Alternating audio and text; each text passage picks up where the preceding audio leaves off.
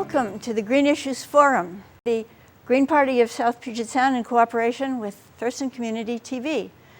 Today's forum will be concerned with the Port of Olympia, this time with the port's finances, whether the port is carrying its own weight as far as the finances go. And we have with us Bob Jacobs, who has been a mayor of the city of Olympia and is a citizen activist, and Jim Lazar, who is a consulting economist and is also a citizen activist.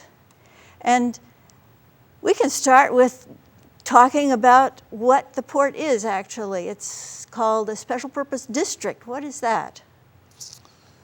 We could go for a long time on that, but most people think of governments in terms of general purpose governments, which at the local level are cities, towns, and counties, and they have a full range of services they provide, including zoning, including police powers and that kind of thing. Special purpose districts are special purpose governments that have a narrow focus and a narrow range of things they can do. Best known are school districts, port districts, mosquito districts, irrigation districts, cemetery districts, those kinds of things. Hospital districts, public utility districts. Washington State actually has more special purpose districts than almost any other state. Mm-hmm. And for most of them, we think of them as districts where the taxpayer pays and they get a service in return. Is that right? Most of them are taxpayer supported. Yeah. A few of them are primarily revenue supported, public utility districts in particular. Mm-hmm. In the counties where there's electric PUDs, Snohomish PUD brings in hundreds of millions of dollars from rates and nothing from taxes. Mm-hmm. In Thurston County, our PUD brings in the vast majority of its revenue from rates, but a little tiny bit from taxes. Mm-hmm. And the distinction of whether things are tax supported or revenue supported, fees, lies more with the type of service than with the category of government. For instance, the general purpose governments, to take Olympia as an example, something approaching half of Olympia's budget is supported by fees and is a completely self-supporting operation, the water, sewer, garbage, and recycling. And that's within a general purpose government, but it does not receive any tax support. So when we look at these questions, we look more at the type of services that are being provided and who's getting them, whether it should be tax supported or fee supported. We usually use taxes when the services provided are provided to everyone generally. Everybody has access to police, fire, schools. When it's only some people, like the people who happen to be water customers, then they tend to be charged to just those users. Okay, so the Port of Olympia, is that supported by fees or by taxes? Yes, and that's really the question. The people who the port serves tend to fall into a very few narrow categories. They're all people who tend to be very well off, people who own boats, people who own planes, people who need shipping facilities, people who need to rent land to put buildings on the land. These are the kind of people that the port serves. And so normally you would think of the port being funded by the fees on those people. And it is, largely, but there's quite a heavy tax subsidy, and that is the question. That's the rub in a lot of the discussions around ports. Why are they not fully self-supporting? Why are the taxpayers being asked to subsidize those the people who are getting the benefits? Mm. So what's the answer to that?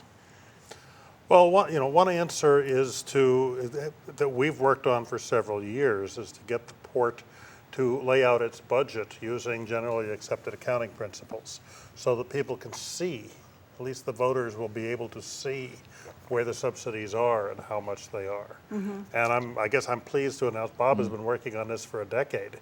And the newest port budget, the 2010 budget, I think for the very first time, properly presents an allocation of their administrative costs to the marine terminal, to the marina, to the airport, and to the land leasing operation. In the past, they've kept that as a single lump sum and not allocated it to the various Okay, functions. that sounds good. So there's a little bit more transparency in the port budget, and that's actually, I think, a step forward. And people can once you can see where the subsidies are, then maybe you can decide whether they're a good idea or not. Is there any sort of a general indirect benefit to the public that having a port would give us that we would consider worth paying for? Well, there's a few little things the port does that I think are very much public benefit. Port Plaza, little park there, is a public benefit. The little walking trail that they've installed along Marine Drive is a public benefit. But those are infinitesimal in size compared to the millions and millions of dollars of tax support that the port receives every year.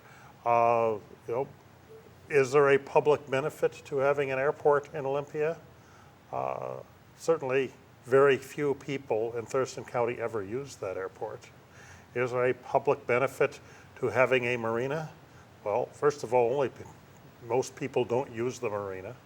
And there are commercial marinas that people have available. If the tax-supported port were not providing a marina, the private sector would step in. Those people with expensive boats would still rent a place to park them from someone. So is that a public benefit? I think it's real questionable whether the marine terminal, the marina, or the airport provide a real public benefit. But other people may judge that differently. And the Port of Olympia is actually a county-wide district, isn't it, that has other facilities besides just our port that we think of?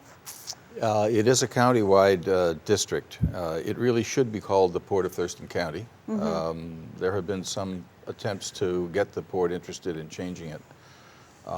The fact that it is called the Port of Olympia, and Olympia is only about 1/5 of the population of the county, leads to the fact that probably most people who pay taxes to this port district don't even know they're in it. Therefore, don't pay any attention to it. And that is obviously not good for governance. People clearly should know that they're in the district so they know to pay attention and know to vote correctly. The port's principal facilities are the marine terminal and the marina that we know in North Downtown Olympia, and the Olympia Airport. But in both of those locations, they have big real estate holdings, and they lease real estate out to various users. At the marine terminal, Weyerhaeuser is the largest tenant currently, but KGY Radio is a tenant, and there's a couple of restaurants there and a couple of office buildings that the port has leased the land for. And at the airport, the state of Washington leases land, and various manufacturing and warehousing companies lease land and have put up buildings and are using that land for their business purposes. And that land leasing operation is one of the four business units of the port, or the marine terminal. And when you say for marine, ships, yeah, that's for ships. and that's what the crane is concerned with, Where right? the two container cranes are, and there are, I think, 3 berths for ships there. Military shipments have come in and out. Logs are the primary cargo. Windmill blades have come in the last couple of years. So the marine terminal, then the marina, where the pleasure craft are moored, the airport, and then the land leasing operation, 4 business units. Maybe since we're talking about this, we could just give you these charts. This shows the Port of Olympia's property taxes increasing from under $2 million in 1997 to $4.6 million in the current year. And this shows the operating losses that come out of the state auditor's report, which are rather hefty. And so some of the taxes go to pay the operating losses and subsidize, therefore, the people who are using those services. Why are there smaller losses in some years, like 2004? Well, in some years, there's a lot of shipping operation, and the marine terminal brings in a significant amount of revenue. And in some years, there's been very, very little shipping operation. That's probably the biggest variable. The marina provides pretty stable revenues. The land leasing operation provides fairly stable revenues. But the marine terminal, the cargo shipping operation is highly variable. There's big years and bad years. That happens throughout the shipping industry. Big ports all over, Seattle, Tacoma, Vancouver, have some pretty big swings. Like they'll go up and down 25 or 30% from year to year. But in this case, it's even more so because they've had as few as, I think, 2 ships come in at the lowest, and sometimes they're up around 50. So it's quite extreme, and that's where those fluctuations come from. The marine terminal is the biggest historically the biggest money loser of the port. The marina has sort of generally come pretty close to breaking even. The land leasing operation has generally come pretty close to breaking even. The airport is a pretty special case. It was given originally to the city of Olympia by the federal government, and the city of Olympia gave it to the port. So neither side bought the real estate. The port never bought the real estate, and most of the improvements of the airport have been paid for with federal grants. So the port hasn't invested very much money there either. It's a huge amount of land. Most of the revenue actually comes from leasing land around it, not to the use of the airport as an airport. So now operating losses are coming up to about, you said, 4.6 million. Taxes are 4.6 million this year, and the most recent operating loss about $3 million. I think it's closer to 2, but it's less than the taxes. Maybe it is 3. Projected for 2 this year. Yeah, projected for $2 million this year. Yeah, they actually budget in expecting these big losses. So revenues. They lose money on their operations, and they make it up with taxes. Revenues about $8 million, losses about $2 million right now. All right, and we have something called an economic impact analysis. That sounds as if it's going to show us whether we're getting our money's worth with all these taxes. Is that a valuable thing? Well, I'll speak to the economic impact analysis because I'm an economist and I've worked on those kinds of studies. What you normally try to do in an economic impact analysis is to analyze how much your activities have affected the local economy. What the port has done is to go beyond that. They've assumed that every person who works at one of the state office buildings at the airport or works at one of the private warehouses that's leasing land out at the airport, that job was caused by the Port of Olympia. Well, those office buildings, if they hadn't been built on land leased from the port, would have been built somewhere else, and those state agencies would still be employing those people. So the port has, I think, exaggerated by a factor of 10 or 100 the economic value that they've added to the community by counting. I mean, they haven't quite gone so far as to count every vendor at the farmer's market as a job created by them, or every person working in the field of the vendors at the farmer's market. But they're not far from doing that. They really exaggerate their economic contribution. And if you think about it, a community decides to establish a port district as a way of improving the economy. That's the general thing. These are economic development entities. So the question is, how have they improved the economy? And the answer that comes out of these so-called studies that they do doesn't talk about how they've improved the economy. It's how they've expanded the economy. It's bigger.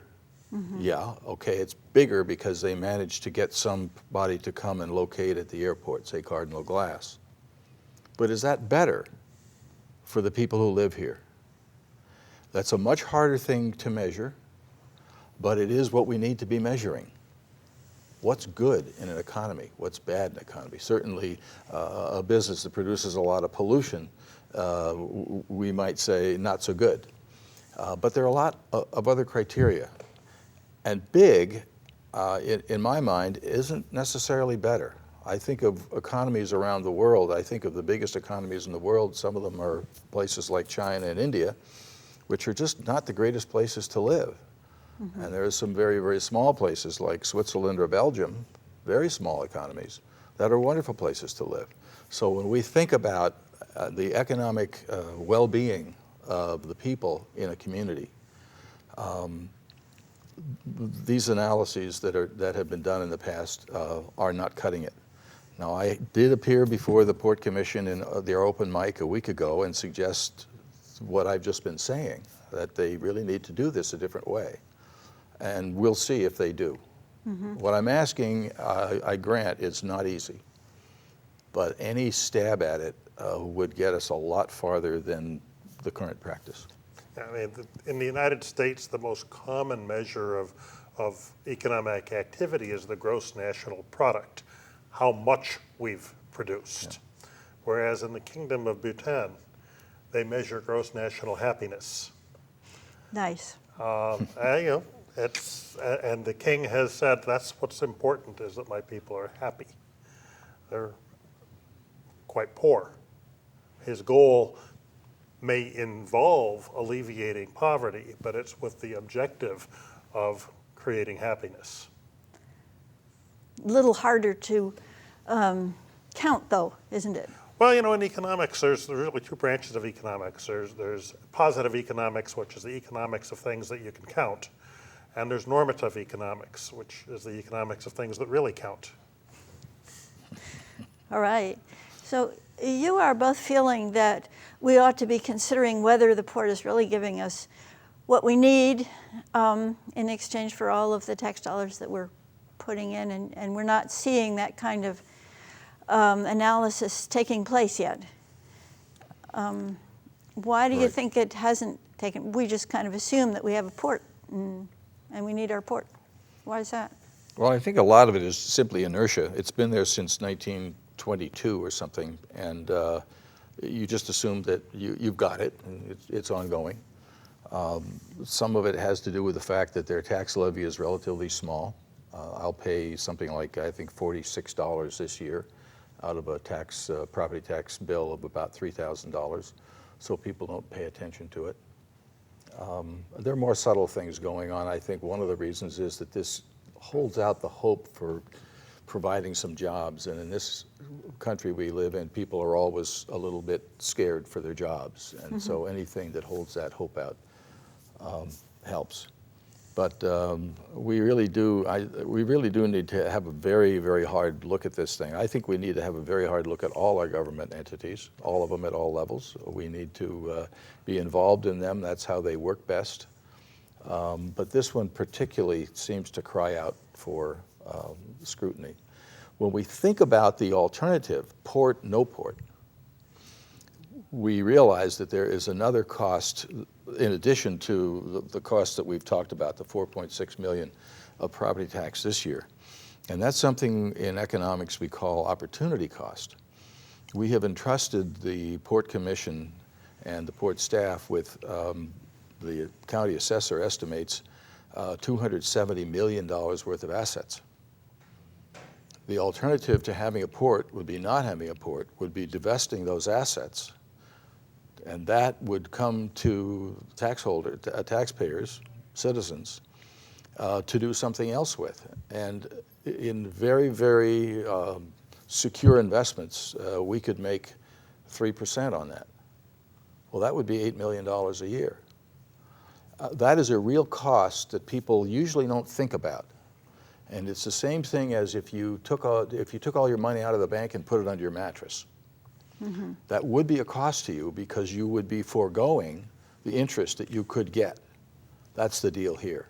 We have this $270 million worth of property, and we're getting nothing on it. In addition, we're paying $4.6 million. So I reckon the deficit for the port in that broad sense as approaching 13 million, not 4.5. I think, well, one of the reasons the public doesn't necessarily get what they deserve out of the port is really endemic to special purpose districts, and that the issues aren't on the top of the public's agenda. They don't pay a lot of attention to the elections. It's possible to influence those elections with a relatively small amount of money. People pay a lot of attention to who the candidates for president are, and a fair amount of attention to who the candidates for governor and senator and congressperson are, and a little bit less attention to the candidates for the state senate and the state legislature. And by the time you get past the city council and you get down to the fire district commissioners and the port district commissioners and the PUD district commissioners, most voters are not paying a lot of attention. And so they're going to likely be influenced by the campaign literature that they see, the advertising they see. And that then comes down to campaign financing, which is an issue that the Green Party has focused on in the past. In our most recent port election, the candidate that won received 84% of his contributions from out of county, most of it from labor unions and other maritime, marine labor interests and other maritime interests. And that money enabled that candidate to run a more effective campaign. Is that why he won? I don't know why the voters voted the way they voted. But it wasn't really very much money in the greater scheme of things.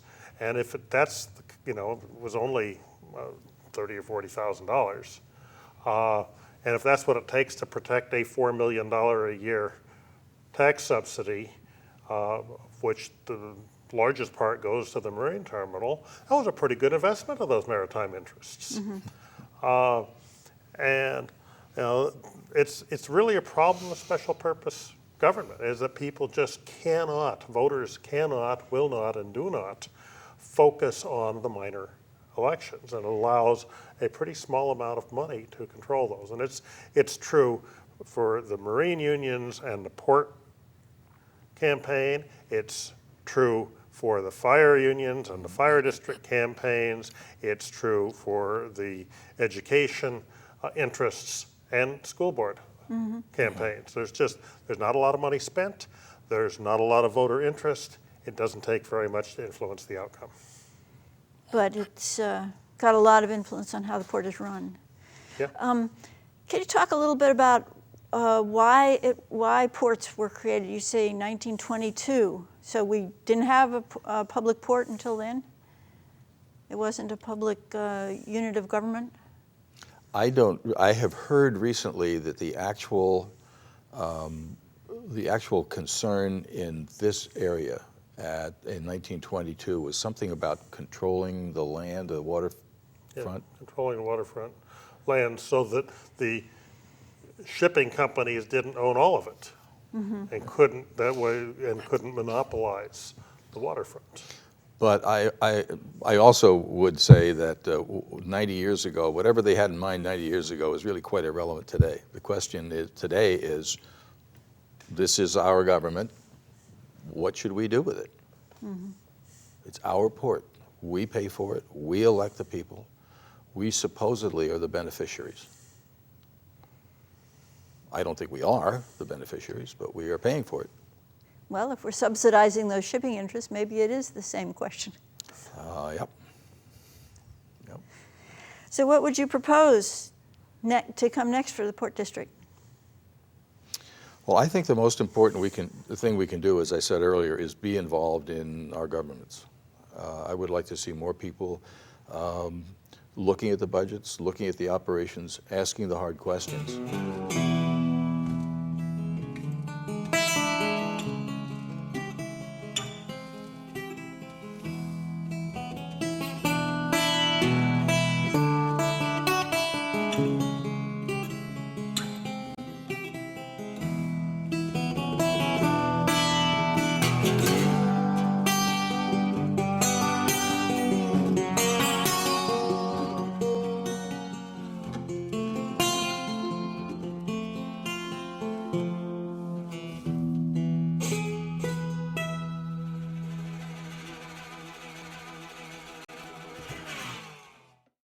I would like to see more people looking at the budgets, looking at the operations, asking the hard questions, and holding the feet to the fire of the people we elected there. You know, Jim mentioned the marina. Okay, we've got a marina. There are a number of other marinas. They're all presumably making money. They're still in business. They're private operations. Ours is losing money. Well, that would be an obvious place to dig in and ask some questions. Should we raise our fees? Should we somehow cut our costs? Should we sell the thing off to private interests? Or maybe we would discover that there's some systemic reason why they're different. Maybe the tax code is what's making the private marinas profitable, and that is not a fair comparison or something. I don't know. I don't know. The whole thing is to get the analysis. And as Jim said, this is the first time that we've actually had some accounting data on the individual operations. So we can start doing that. And you're saying that the marine terminal is the biggest money loser. Why is this? What's wrong with our marine terminal? Where do we start? It's hard to where to start. I mean, the biggest problem, I think, is that the port districts all up and down the West Coast, from Bellingham to San Diego, have been competing to attract shippers. And if they have access, as the Port of Olympia does, to a tax subsidy to invest in the infrastructure to try to attract shippers, then they can charge the shippers less to berth their ships here.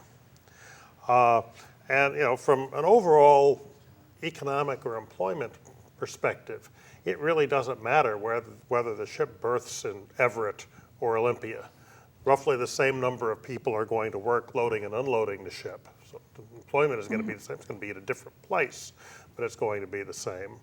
The goods that come in, we're still going to be importing televisions from China and exporting noodle wheat to Japan.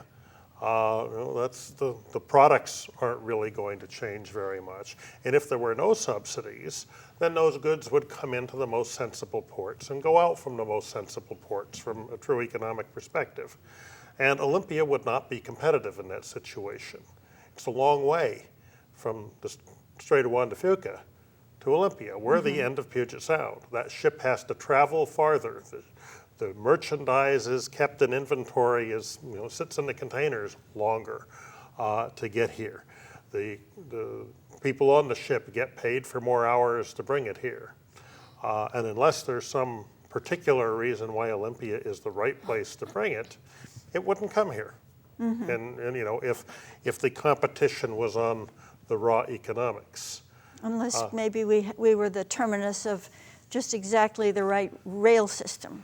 Right. I mean, if we were, if we were terminus of the right rail system, or if something big were being built here and shipped out, and an example of that is Bethlehem had the reliable steel building tanks in Olympia, and they would go out by barge. And it made sense for those barges to come here because that's where the big things were being built, and they were too big to go on the highway, so they put them on barges. So in that situation, it was appropriate for the shipping to come here. But for logs, if instead of trucking logs to the Port of Olympia, Weyerhaeuser trucked logs to the Port of Grays Harbor, those ships would be a full day closer to their destinations in Asia. It would be 1 hour extra on the highway and a day closer by ship. And now you're talking with the ships that take the logs, you're talking about deeper drafts, aren't you? And the need for deeper berths. And that's actually another subsidy to the port that doesn't ever show up in the port's records, is the Corps of Engineers, the federal agency, the Army Corps of Engineers, has paid for most of the dredging to keep the shipping channels open. And federal grants have come to the Port of Olympia to help pay for dredging at the berth. Those federal subsidies don't show up as a cost to the Port of Olympia. The money the Corps of Engineers spends never shows up on the port's books at all. And we've already heard in other forums that it changes the structure of the port to make it harder to work as an ecological thing. So would there be alternative ways of shipping things out from the Port of Olympia, such as the barges? Would that work a lot better? Well, there are some different shipping systems that exist in the world than the big ships that Weyerhaeuser uses, which are the primary ships that now call at Olympia. There are, first of all, there's simply barging, but there's also lighter on board ship or lash ships, where little barges actually get hauled aboard bigger ships. And so the little barges can come from shallow draft ports that haven't been dredged. And the ship stays out in deep water and pulls them aboard and then takes them where they're going and then lets go of them, and they go into, again, a local port that may be a shallow draft port. Sounds like it might be a very economical way of shipping. If you can get somebody else to pay for dredging your shipping channel and building you a berth with tax dollars and dredging that berth with a federal grant, no, it's not competitive. If the Port of Olympia had to pay for all of the dredging, then that other shipping system would possibly be more competitive. But we've artificially disguised the cost of shipping with deep draft ships by tax subsidizing that shipping option. Would the cranes be useful with this system of small barges? Well, the cranes that Olympia bought are container cranes. When we thought we were going to be a container port, when our port commissioners thought they were, well, they had attracted a Russian shipping company, and it had set up operations in Olympia, and we're going to load container ships here, and the Russian shipping company went broke, which doesn't surprise me, since their ships had to travel an extra half a day to get to where they were loading and unloading them. Was it Sunmar, disappeared and left the Port of Olympia holding the financial cost of the container cranes, and the people of Olympia either beholding the beauty of the cranes or perhaps expressing their opinion about them with other words. Well, we raise falcons up there. Really? Yeah. Okay. Peregrine falcons. Peregrine falcons. Yeah, every year. That sounds super. Very expensive birds. Well, it's an expensive way to put in a bird roost. You can drive one pole and. So are we saying that the cranes are essentially obsolete? Yeah, they haven't been used much at all for years. And does this show up on our balance sheets? I don't know if the port paid cash for them, in which case they showed up in the year that they bought them, or financed them, in which case they're being paid for over time. I don't know. They may be fully depreciated by now, so it Probably. may not be an ongoing cost. Okay. In my opinion, it's an ongoing eyesore, but that's a different matter. I think it's useful to think about why a port may have been established here in the first place, because today it's a perfectly horrible, nutty place to put a port. I mean, if anybody suggested we put a deep water shipping facility in a place like this, you'd be laughed out of the room. But in 1922, it was sensible. There was no I-5. And for many years before that, back to 1850, all the goods that came into South Sound and then down over into Chehalis and so forth, all that came by water. And because water is a very efficient, inexpensive way of shipping things. I think that shipping facility became obsolete when I-5 was opened, personally. if anybody really did the analysis. And it probably would have been wise to have shut it down at that time and allowed, as Jim says, the cargoes then to go to other ports that began to make more sense. Remember, all the bulk fuel came in here. That grassy park at Percival Landing was one of the two bulk fuel facilities. All the gasoline, all the diesel and everything came in there and on the west side. And that was because we had no oil refineries in Washington State until the early 70s. And our gasoline and oil products came by small tanker and barge from California.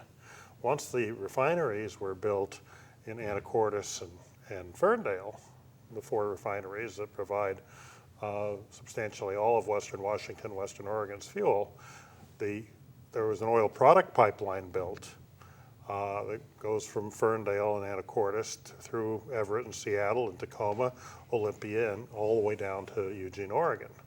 And that's how gasoline comes to Olympia, and the bulk fuel facility is now out by the Olympia airport. And that's where the pipeline terminal is, and that's where our gasoline and oil come into Olympia now, and the tanker trucks that deliver to your local gas station fill up there, most of them. Once the refineries were built and the pipeline was built, the oil receipt facilities were obsolete. Well, probably a fine idea to have a port to be able to bring in what people wanted, including fuel, but hasn't been used for a long time. Very expensive to clean up the pollution that was left behind, but it was an obsolete use, and that one ended. But the question is it worth the millions of dollars that we're spending to keep the marine terminal open for whatever benefit there is to the community of shipping logs out of Olympia and windmill blades occasionally into Olympia, or military cargoes into Olympia? And that analysis really hasn't been done. And if you really did that analysis, if you said, should we have a marine terminal, shouldn't we have a marine terminal? We could shut it down, we could use that land for other things, with office buildings, housing, whatever. Then you'd hear all kinds of reasons put forward, and you'd have to deal with those reasons. One that comes to mind is the idea that this is important for national defense. To have, the more ports, the better. Some of these things can get damaged in earthquakes, and so you need lots of places to go in hopes that some of them are undamaged. You need plenty of ports to ship military cargoes in and out from McCord area up there. And so if that is one of the reasons for keeping a shipping facility here, then what that would trigger in your mind is the question, why are people in Thurston County paying for that? See, if it's a national purpose, it should be paid for by the national government. It should be part of a national military. Yeah, and maybe the military takes it over and it becomes a military shipping facility. I don't know. What we're doing is asking a lot of questions and raising a lot of issues, but they all need analysis. We don't have the final answers. We haven't done the full analysis of these things. I mean, I-5 was built as part of a national defense highway system. Yeah. And the federal government paid 90% of the cost of construction. If a major reason for maintaining the marine terminal is a national purpose, that maybe Thurston County taxpayers ought not to be paying it. But even if it is interesting for military use, it still is going to take an extra day or half day to get to. It still takes the ships longer to get in, longer to get out. Yes. It's still it's the end of the line. There's several times in the 33 years I've been in Olympia, ships either coming to or leaving Olympia got stuck on sandbars between here and Tacoma because the ship pilots come here so infrequently that they didn't really remember where the where the shipping lanes were. Some of the biggest ships, I've been told, have to come in at high tide or near high tide, so that also limits them time-wise.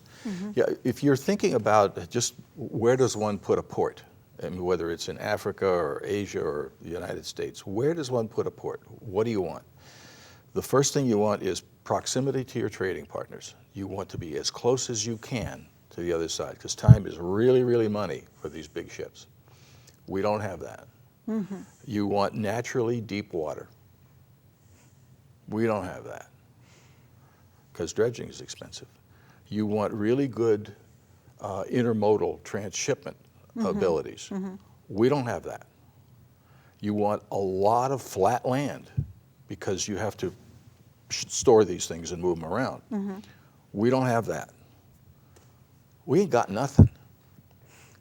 Except tax subsidies. Well, but you can keep the dinosaur alive with you know, enough resuscitation, and that's what we're doing. From an economic point of view, it doesn't make sense.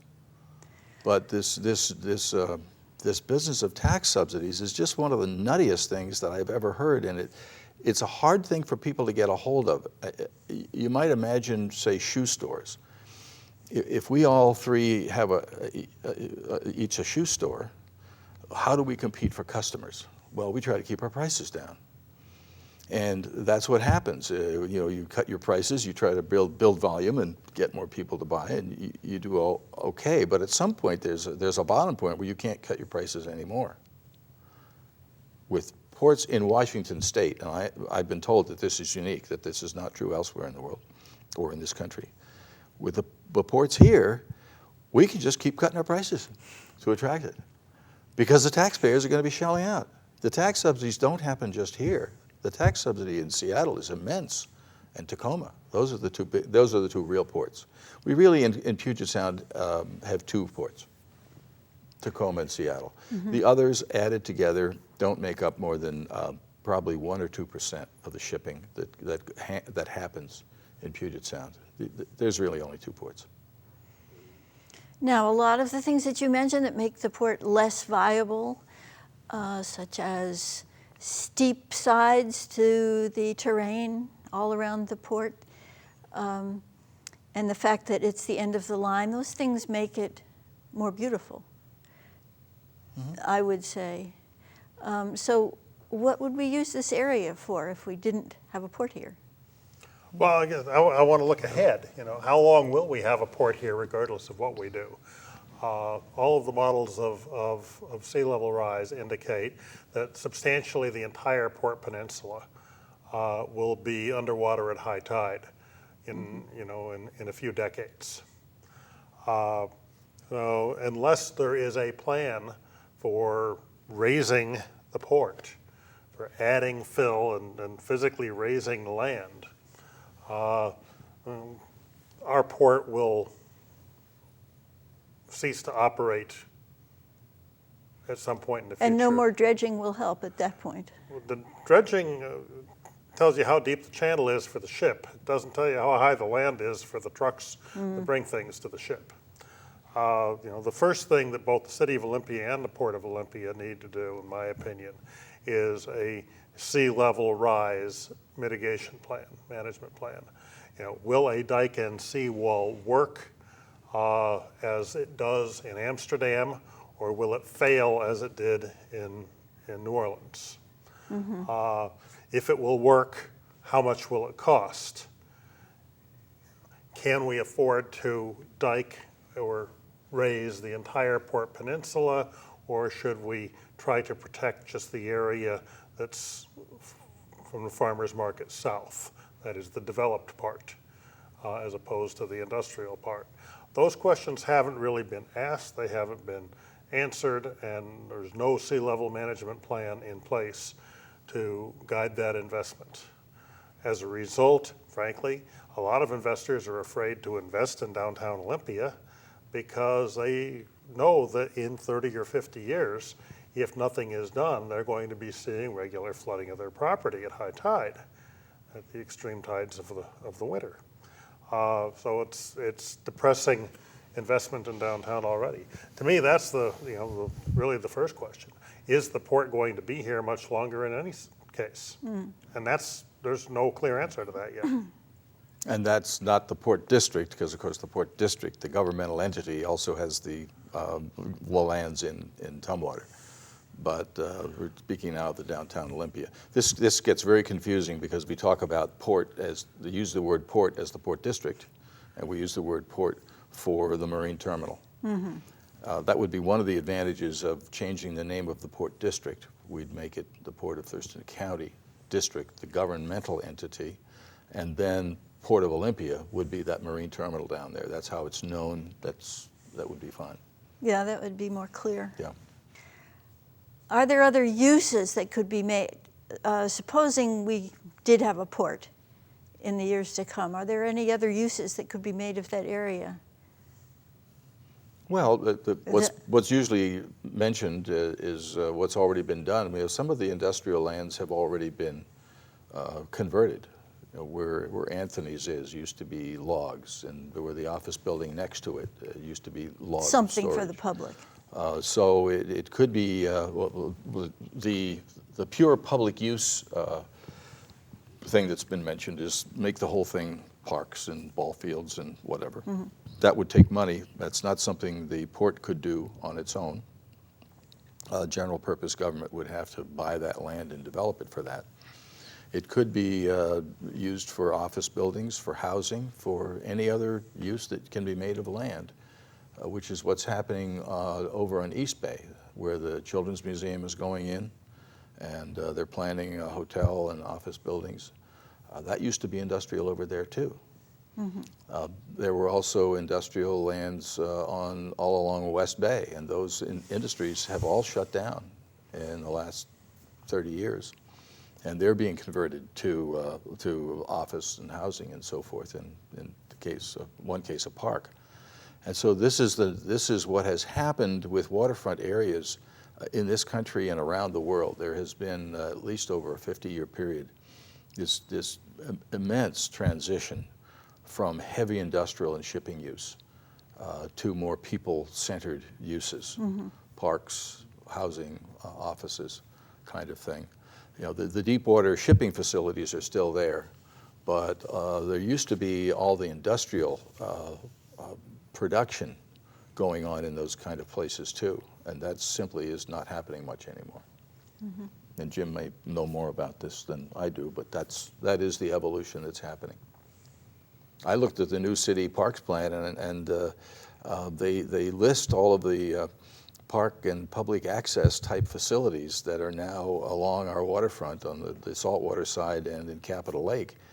And it's absolutely astounding.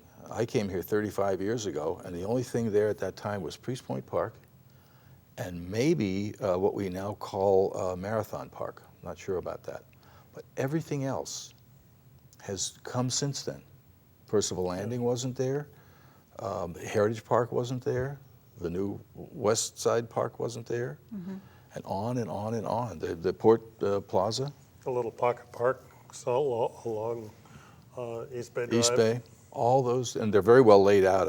I'd recommend it. Pages 30 to 36 of the draft Parks, Arts, and Recreation Plan, which is currently being considered at the next stop, I think, is the Planning Commission. It really gives a picture of that evolution that's happening other places. I mean, you can look at Vancouver, BC. You can look at Seattle, where lands have been converted. You can look at. And so that's why they're calling for a master plan for the whole peninsula that would integrate all of these different public areas and make them all work together. Well, the port needs to have its own master plan for whatever stage of development it's at. Right now, it's got certain plans and has its master plan.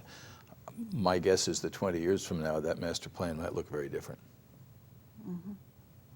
Mostly because of sea level rise, and the other big factor that people are starting to talk about finally is earthquake, because that's all a liquefaction zone down there. When we get the next really big earthquake, which we're due for sometime, that whole area liquefies and starts flowing, including a good part of downtown south of that.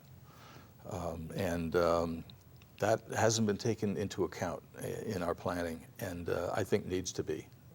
And when you take those two factors, sea level rise and earthquake, I think we may be looking at those lands down there very differently in how they're to be used, how they're going to be zoned. There's one purpose I can think to a public port that hasn't been mentioned, and that is just as a sign and a symbol of a very busy and important commercial center, which it might help us to look like and might be worth something to someone. But you'd want to look at the facts and figures and see if it was worth what we're actually paying. Well, yeah, it might be worth something to someone. Is it worth $4.5 million a year to the citizens of Thurston County? That's the question. Yeah, Yes. it's a cost-benefit analysis. We get benefit. People mention the kind of romance of the sea. It's really a benefit to this community to see ocean-going vessels come in here. And it is. You can take the grandkids down there and they can look at logs being loaded and that kind of thing. There's some real benefit to that. The question is the benefit sufficient to justify the cost, like any other decision we make? The amount that we pay the port and property taxes is about equal to what the county commissioners had to cut out of their budget, laying off, reducing operations at the health department by 1/3, reducing operations at the county parks department by more than that, reducing sheriff's deputies. There's really a question of where is the public's money best spent. Are we getting more benefit out of the port than we get out of our law enforcement agencies? Well, that's a question that the public doesn't really get a chance to address directly because of the special purpose districts. All the port commissioners do is implement the port tax that they're allowed to implement and spend the port tax plus the port revenues. It's not their job to worry about sheriff's deputies or county parks or the county health department. Their job is they view their job as taking $4.5 million of tax revenue plus whatever they can raise in fees and grow the port. So where should this discussion take place? The discussion where the public gets to talk about what it's actually paying and whether it's worth it and whether it should be used for something else. Well, ideally, the Port Commission ought to be sponsoring forums that deal with these issues and deal with them. I would say, as a career public policy analyst myself, they need to be broken down into bite-sized pieces. You can't just say, should we have a port district? Because it really is like a conglomerate. This is like a small conglomerate. It's an $8 million business that has basically 4 working units within it. So you have to look at those working units or even pieces of those working units. The port ought to be sponsoring that, just as the city sponsors exercises like this from time to time. The development of our comprehensive plan, the development of the parks plan, the development of a chapter in the comprehensive plan that dealt with our policing that we did years ago, and get people involved in that. That's how it ought to be done. But it could be done by the League of Women Voters or the Carnegie Group or the Chamber of Commerce or anyone. Yeah, the Green Party. All right, and we need to do it. So I want to thank you for sharing your expertise. You've been thinking about this for many years, and I hope that the public begins to think about it too. Thank you very much for appearing, and thank you for being with us, and we'll see you next month on a new Green Issues Forum.